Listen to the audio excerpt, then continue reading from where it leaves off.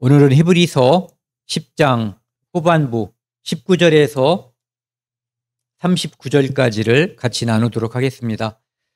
히브리서에서 이제 그 4장 14절부터 10장 18절 지난주에 이제 우리가 나누었던 거기까지가 우리의 대제사장이신 예수 그리스도에 대해서 이제 기자 바울은 이야기하고 있거든요. 그분은 우월하시다. 누구보다 아론 계통의 대제사장보다 월등히 우월하시다. 그래서 그분의 단번에 영원히 드리신 그 제사는 아론과 그 후손들이 대제사장들이 드린 제사에 비할 수가 없이 완전한 제사였다. 그렇기 때문에 한 번에 영원히 마쳤기 때문에 다시 또 제사 드릴 필요가 없다는 것을 함께 나누었습니다. 히브리서 오늘은 이제 그 다음이에요. 오늘부터는 보니까 오늘부터 13장 후반부까지 맨 밑에 이제 인사 부분 빼고요. 그 앞에까지는 이 땅에서 구원받은 성도는 이제 히브리 성도든 여기서는 이제 일단 히브리 성도를 이제 이야기한 거지만은 모든 성도는 어떻게 살아야 되는가? 믿음으로 살아야 하는 성도들의 모습에 대해서 이제 이야기를 하고 있습니다. 19절 보시면은요. 같이 읽겠습니다. 19절, 20절이요. 그러므로 형제들아, 우리가 예수의 피를 힘입어 성소에 들어갈 담력을 얻었나니 그 길은 우리를 위하여 휘장 가운데로 열어놓으신 새로운 살 길이요. 휘장은 곧 그의 육체니라. 형제들아, 지금 혹시 이 히브리 성도들이 그 사람들은 지금 위기에 처해 있거든요. 한편으로는 이제 로마에서 그리스도인들을 탄압하기 때문에 로마 정부가 또 한편으로는 유대인들 이 히브리서 그 기자가 아니라 이제 이 편지를 받는 수신자들은 유대인이잖아요. 그러니까 동족인 유대인들로부터 또한 핍박을 당하는 거예요. 너희들이 우리의 모세를 버리고 그들이 이제 그렇게 생각하는 듣보잡 예수를 믿는다고 하는 것에 대해서 탄압이 심했던 때예요. 그렇지만 사도 바울은 기자는 그 수신자들에게 형제들아 이렇게 부르고 있어요. 그리고 너희가 하지 않고 우리가 그러니까 수신자와 이 편지를 쓰는 이 기자는 동질감이 있는 거예요. 무엇으로? 형제라는 동질감 또 우리라고 하는 교회로서의 동질감을 가지고 있는 거예요. 예수의 피를 힘입어 성소에 들어갈 담력을 얻었나니 여기서 말하는 성소는 결국은 내용상으로 보면 지성소거든요. 지성소에 들어가는 것은 과거에 그러니까 옛 약속에 의하면 대제사장이 1년에 한 번씩 대속죄절 날 들어갈 수 있는 거예요. 그 외에 누군가가 거기를 좋은 마음으로 들어갔든 그렇지 않든 들어가면 죽는 거예요. 설사 대제사장이라고 해도 그날 대속죄절이 아닌 다른 날 들어가면 죽는 거예요. 그리고 대속죄절이라고 해도 그 피를 가지고 들어가지 않으면 죽는 거예요. 거기는 들어가면 죽는 장소예요.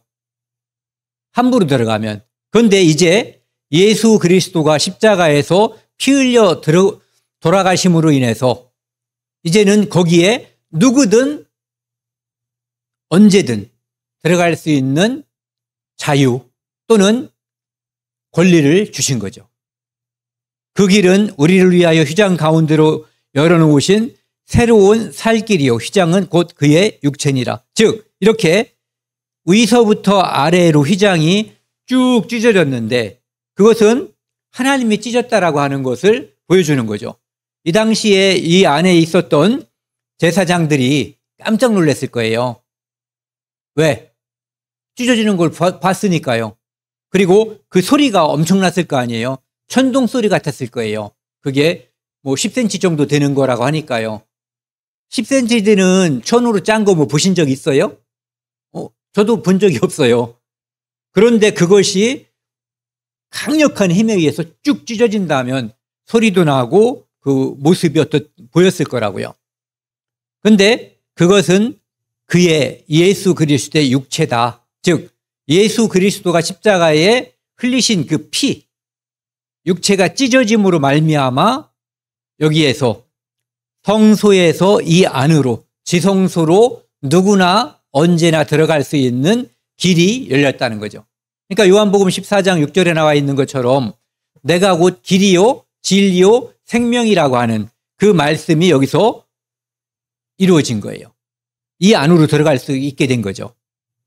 그리고 요한복음 10장에도 보면은 예수 그리스도가 이제 그 말씀을 하시잖아요.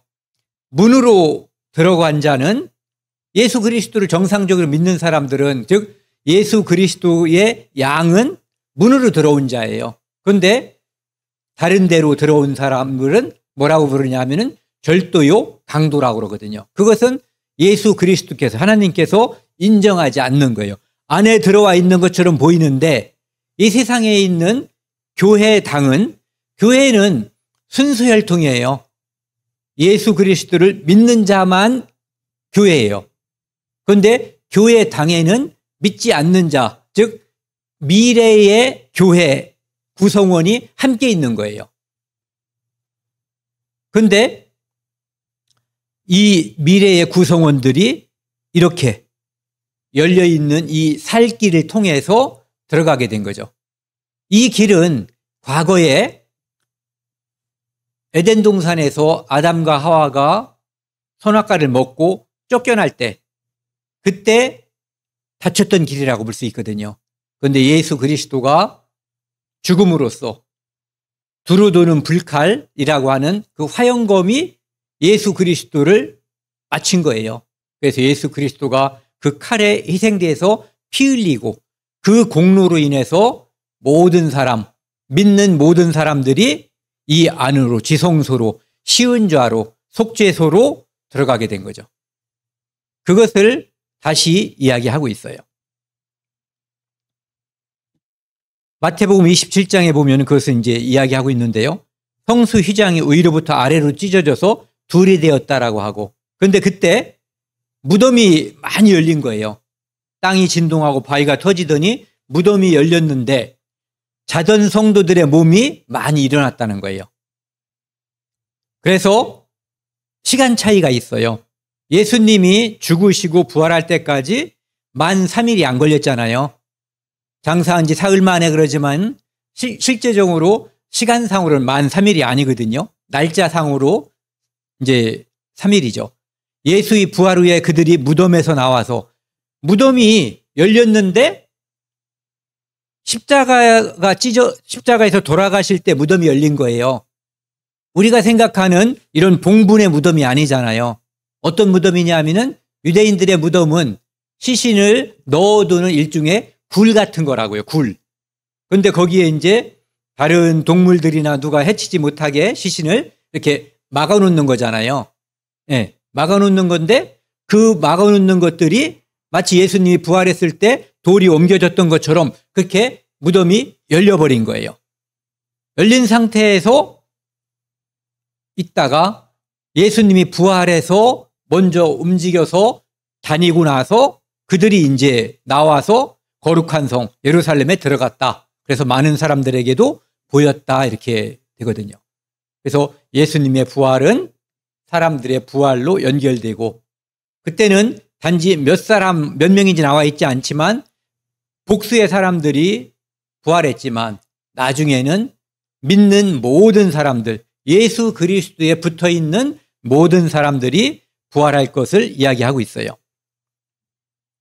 이런 것을 사도 바울이 이야기하고 있는 것은 이제 그런 것 때문에 그런 거거든요.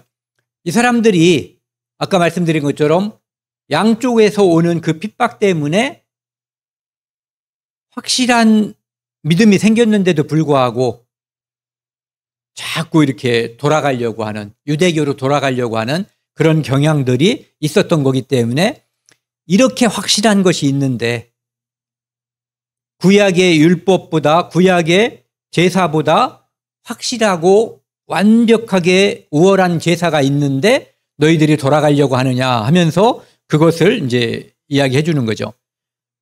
이제 배도하지 못하게, 그들이 유대교로 다시 돌아가지 못하게, 이제 배도하는 과정들이 일반적으로 이렇다고 그래요.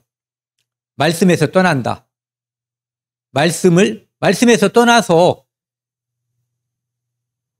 그 사람이 피치할 수 없는 사정이든 아니면은 고이든 관계없이 말씀에서 자주 오래 떠나면 이렇게 되는 거예요. 의심하게 되고 또 말씀에 둔감해져요. 예전에 처음에 구원받고 그랬을 때 말씀에 민감한 것이 둔감해진다는 거죠. 그리고 말씀을 꼭 지켜야 되나? 이렇게 업신여기게 되는 거죠. 그 후에는 이 말씀으로 구원받은 그 자체를 중요하게 생각하지 않기 때문에 이제 떠날 수가 있는 거죠.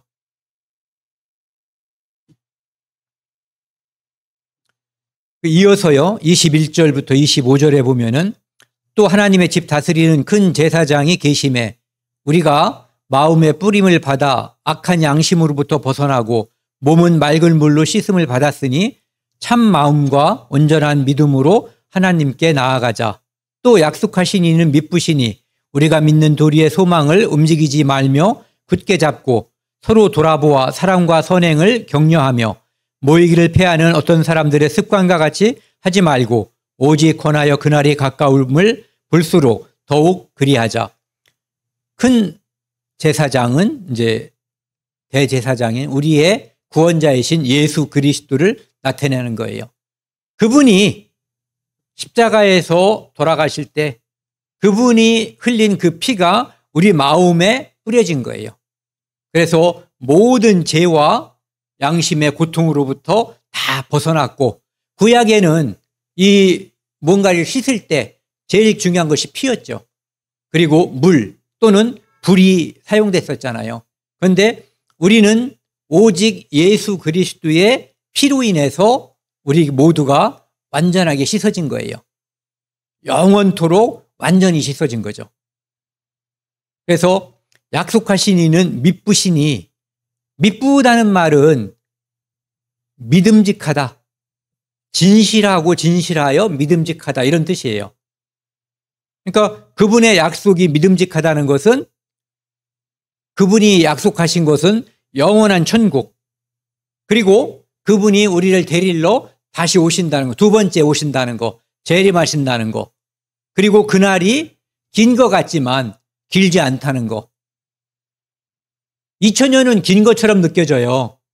그런데 우리 인생은, 제가 1988년도에 예수님을 믿게 됐어요.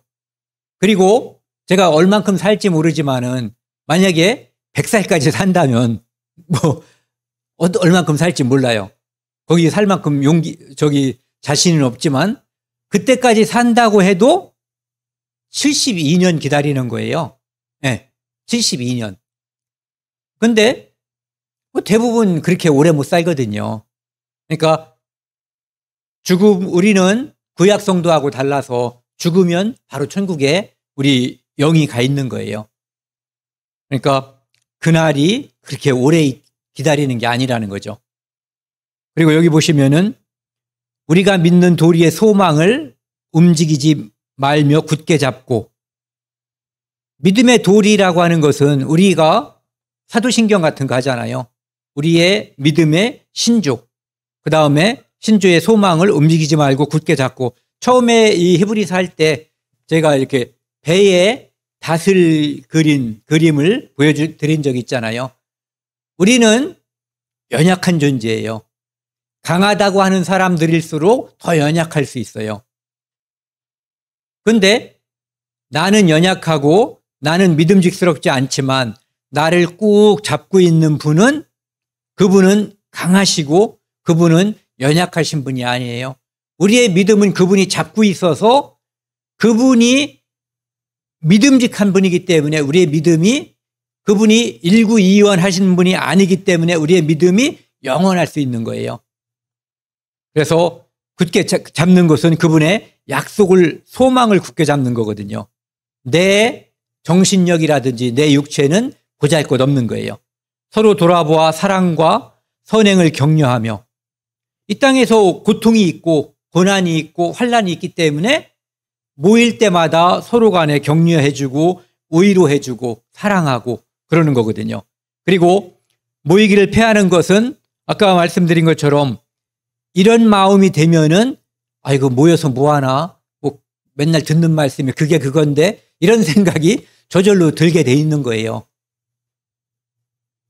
그래서 모이기를 패하는 어떤 사람들의 습관과 같이 하지 말고 지금 히브리 성도들은 오늘날 21세기에 사는 우리들보다 더 어려웠을지도 몰라요.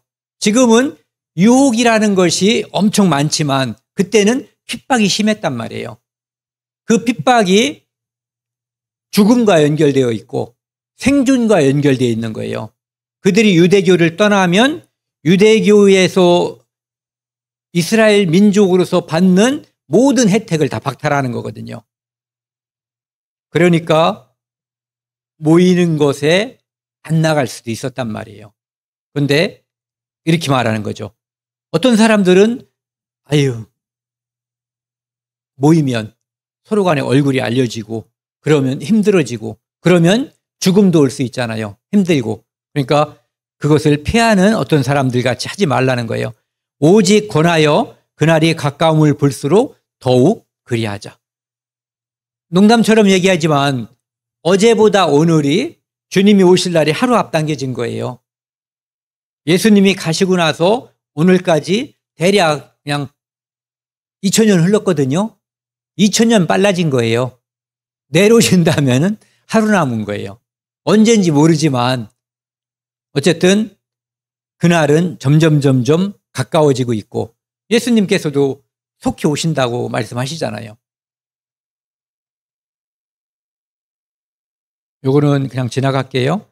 그 에스겔서에 나와 있는 이스라엘 민족이 다시 그 땅으로 돌아왔을 때 이제 그들을 정결케 하는데 여기서 물로 뿌리는 것을 말하고 있지만 결국은 예수 그리스도를 믿게 됨으로써 그 예레미야 31장 33절 34절에 나와 있는 것처럼 새 마음을 갖게 되는 것, 그것을 이제 이야기하고 있어요. 그리고 이제 예수님이 다시 올 때가 가까워, 지금 2000년 전 얘기거든요. 데살로니가 후서 이야기는. 그런데 미혹되지 말라.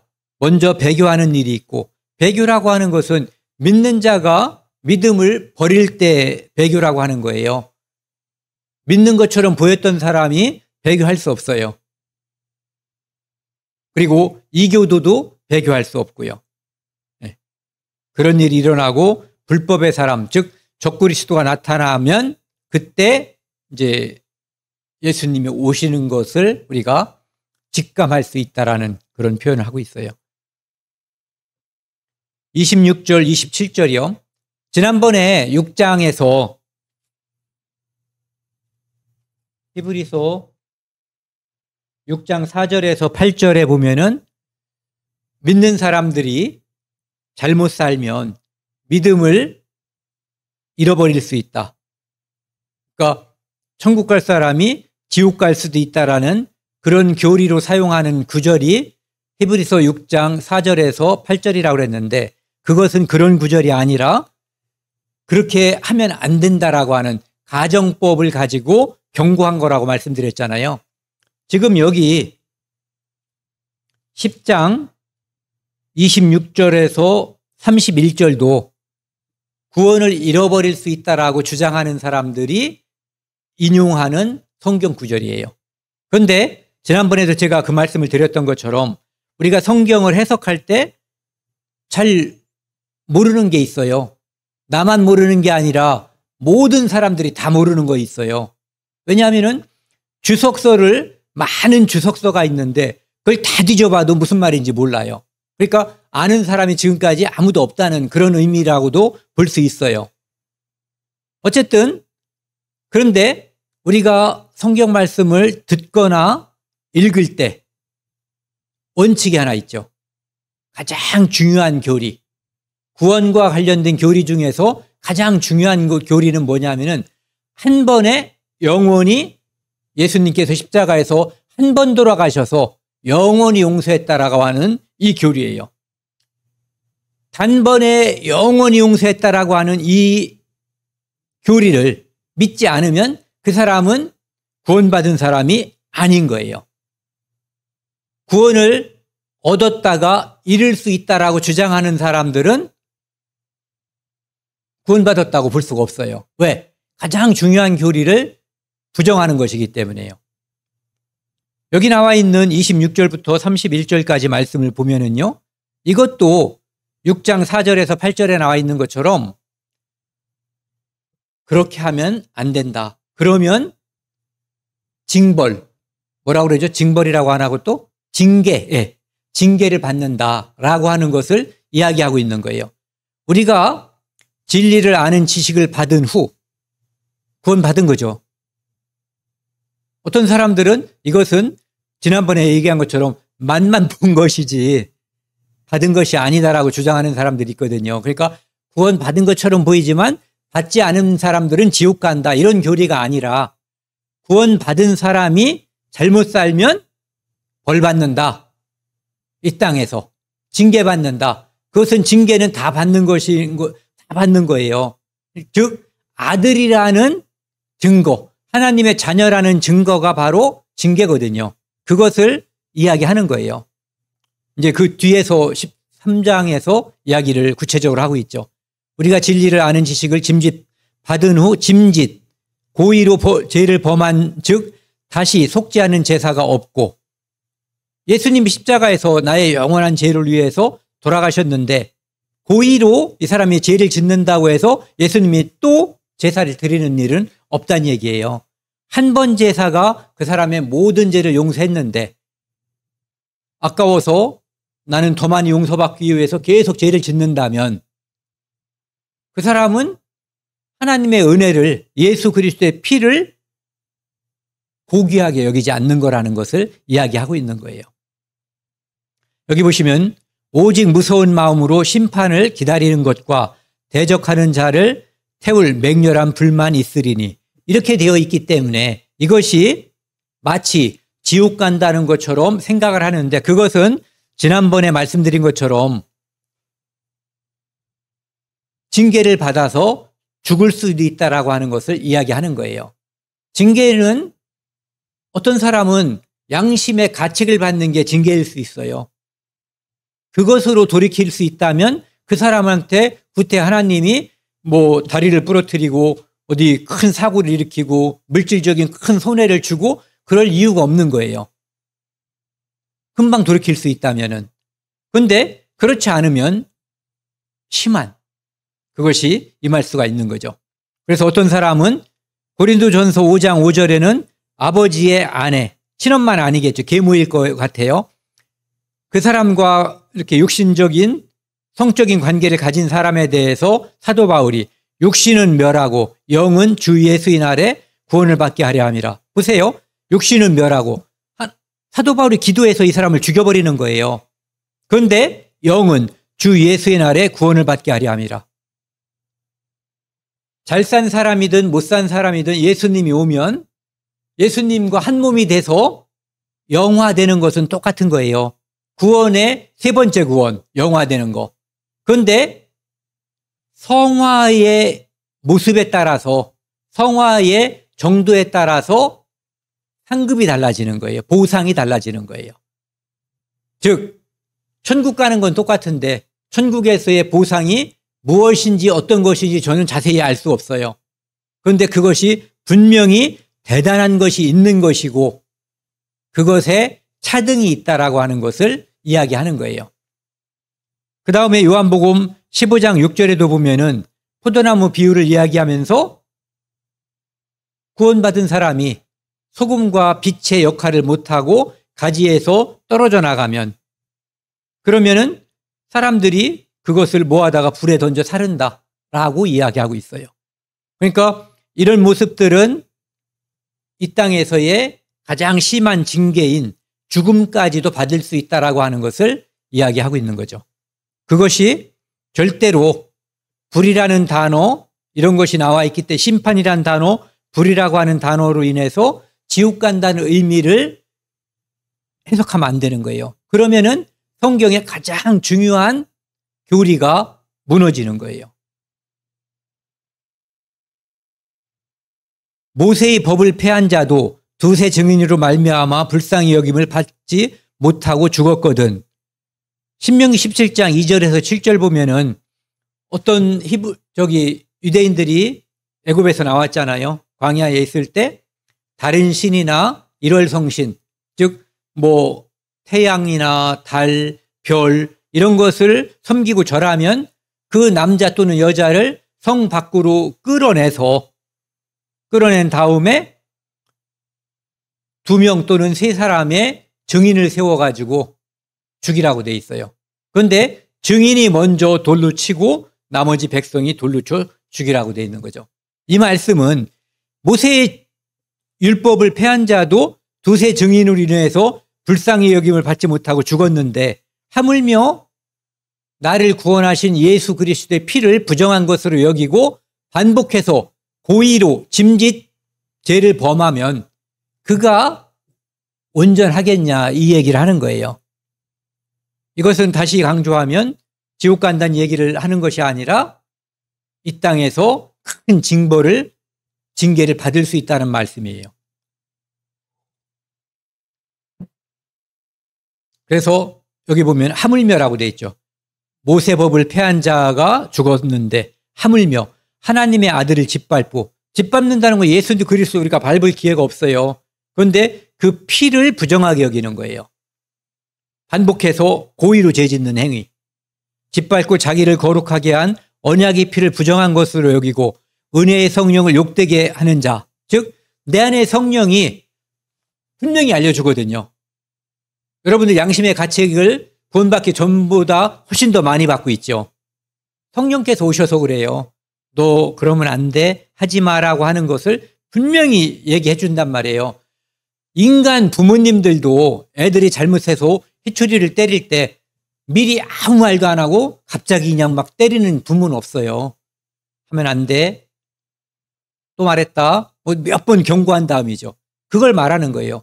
내 안에 있는 성령이 계속해서 경고를 하는데 그것을 의도적으로 어기고 딴짓을 하기 때문에 그런 것을 하는 자가 당연히 받을 형벌은 얼마나 더 무겁겠느냐.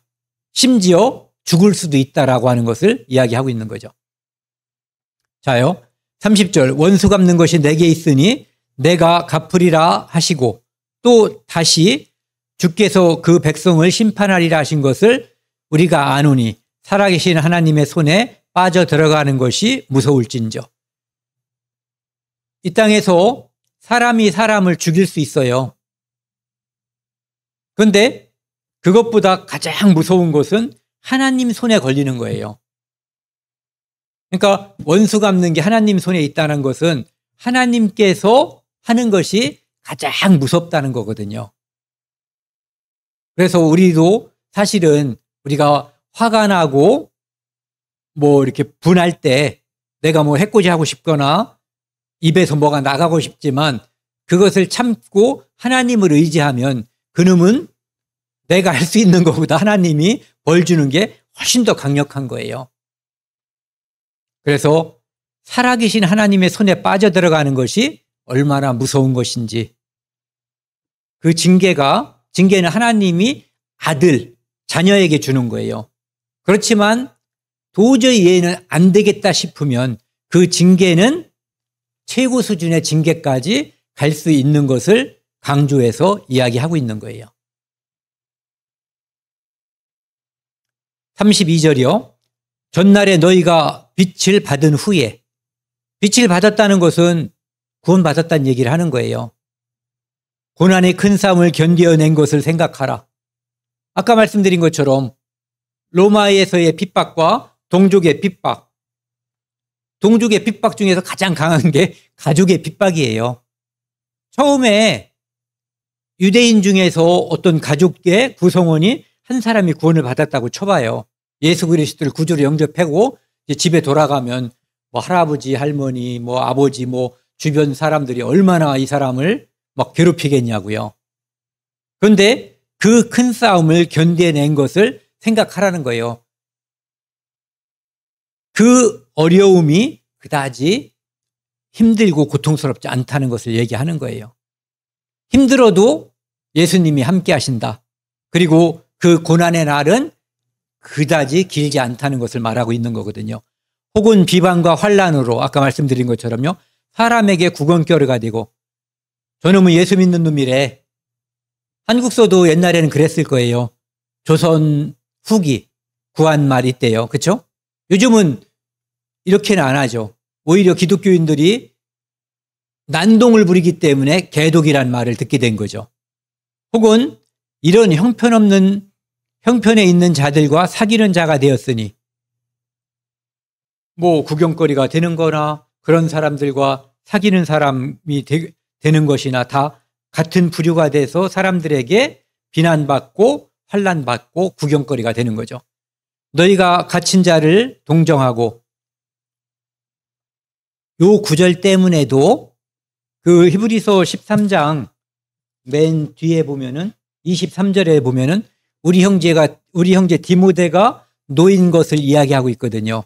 그래서 사도 바울이 이 히브리서의 기자일 것이다라고 이야기하고 있고 또한 여기 있는 것처럼 너희가 갇힌 자를 동정하고 그래서 공동으로 교회 안에서 갇힌 것을 잘 알 수 있는 사람이 바로 사도 바울이거든요. 물론 다른 사람도 갇혔어요. 그리고 구약에 능통한 사람이라는 것도 이제 바울일 가능성을 말하는 거고요. 너희가 같은 자를 동정하고 너희 소유를 빼앗기는 것도 기쁘게 당한 것은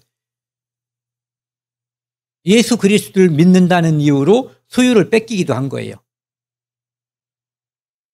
그런데 그것을 슬프고 분하게 여기지 않고 내가 하늘에 예수 그리스도를 믿는 자가 됐구나. 하늘의 소망을 가진 자가 됐구나.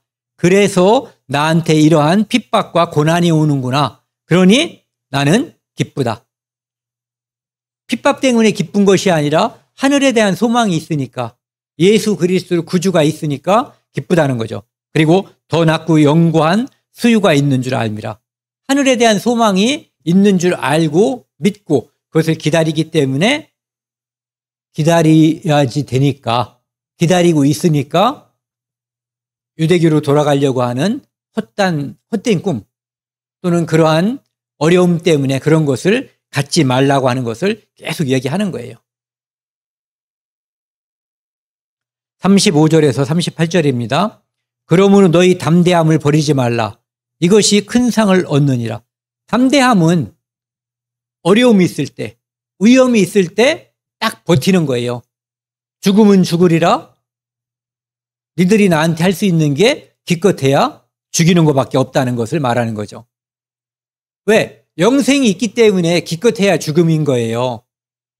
영생을 모르는 사람에게는 죽음이 전부거든요.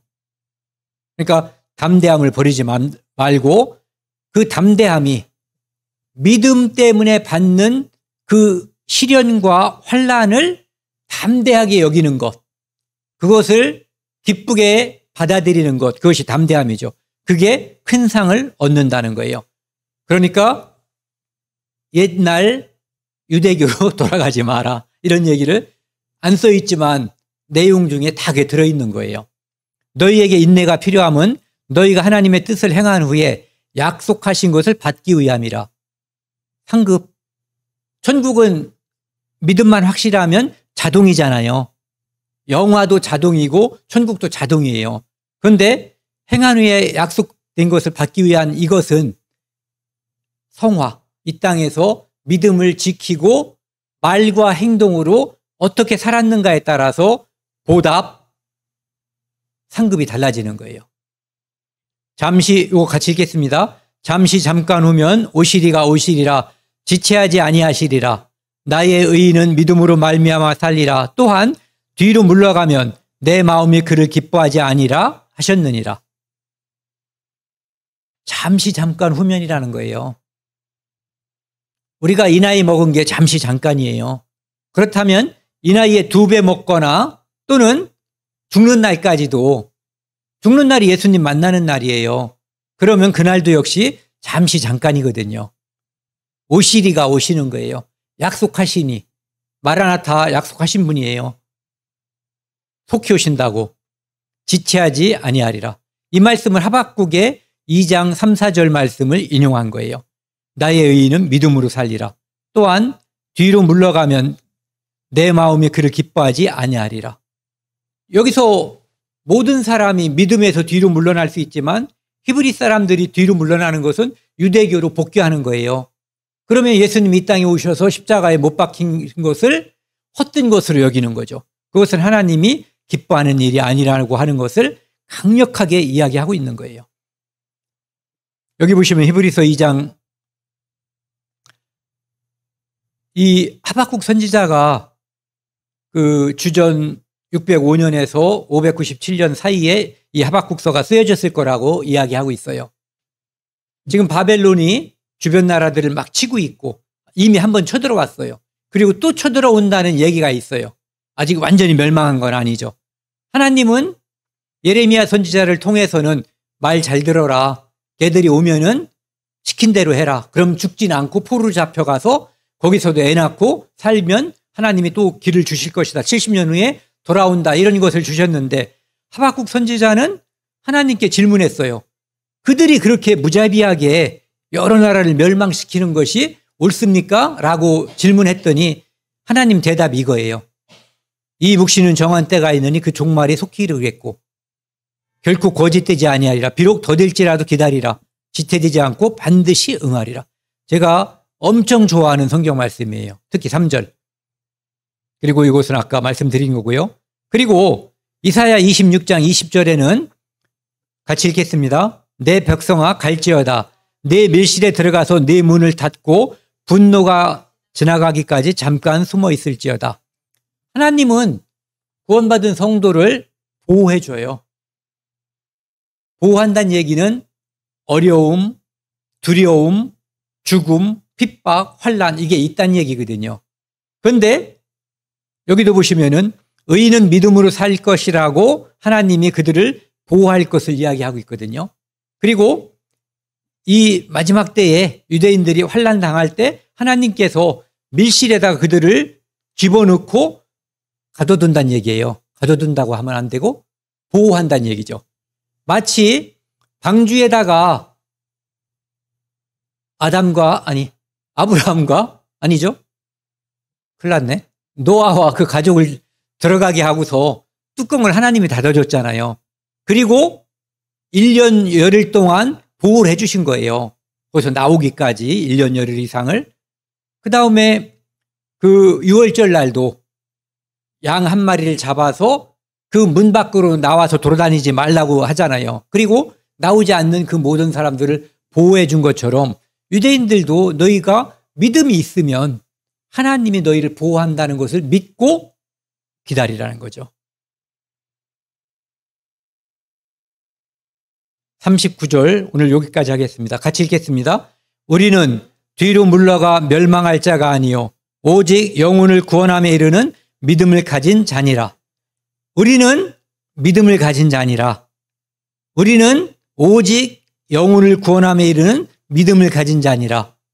우리는 뒤로 물러갈 자가 아니다. 이것은 삽입구절처럼 생각을 하면은 이 의미가 더 훨씬 좋아요. 우리라고 하는 것은 기자인 사도 바울을 포함한 히브리 성도 전체가 다 믿음의 싸움에서 이미 이겼던 경험을 가지고 있는 성도들이에요. 형제들이에요. 그들에게 이렇게 말하는 거예요. 엄청난 위로죠. 너와 우리는 뒤로 물러가 멸망할 자가 아니다. 예수 그리스도의 피를 뒤로 하고 옛날 소 잡고 양 잡고 양 잡고 양 잡는 그 반복된 제사로 돌아갈 우리가 아니라는 거예요. 단번에 영원한 그 제사를 믿는 자들이라는 거죠. 그래서 오직 영혼을 구원함에 이르는 믿음을 가진 자다. 반복된 제사가 아니라 단번에 영원히 용서받은 자들이라고 하는 것을 이야기하고 있죠. 그래서 이제 여기까지가 이제 말씀드렸고요. 다음 시간에는 우리가 흔히 믿음장이라고 하는 히브리서 11장에 대해서 이제 앞구절만 하도록 하겠습니다. 시간이 많이 됐네요. 함께 기도하시겠습니다. 하나님 아버지 감사합니다. 저희가 죄인 되었을 때에 예수 그리스도를 보내주셔서 우리의 모든 죄를 용서해 주셨음을 특별히 히브리서를 통해서 그 감사함과 그 은혜를 더 많이 느끼게 됩니다. 우리를 히브리서로 인도해 주시고 함께 하나님의 은혜를 나눌 수 있는 기회를 주셔서 감사드립니다.